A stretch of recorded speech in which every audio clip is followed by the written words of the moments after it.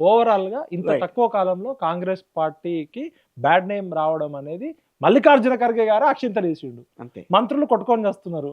పొంగులేటి బాంబులేస్తా అన్నాడు. బాంబులు ఎయలేదు. వీళ్ళ మీదనే బాంబులు పడుతున్నాయి.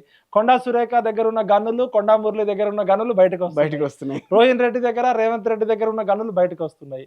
ప్రజాపాలన అంటే గన్‌ల పాలన వచ్చింది అనుకుంటున్నారు. వాటాల కొట్లాట. ఇయాల నిన్నగాక మొన్న ఒక ఐఏఎస్ ఆఫీసర్ రజ్వీ గారు. ఆయన మీద కూడా ఆయన పెట్టారు. నాకు తెలుసు, ఆయన సిన్సియర్ ఆఫీసర్. హ్మ్.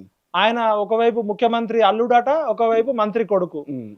మందు సీసాల మీద లేబుల్స్ కాంట్రాక్ట్ 100 కోట్లో, 200 కోట్లో. దానిలో కూడా ఆయన నిజమైన సిన్సియర్ ఆఫీసరు, ఆనెస్ట్ ఆఫీసరు.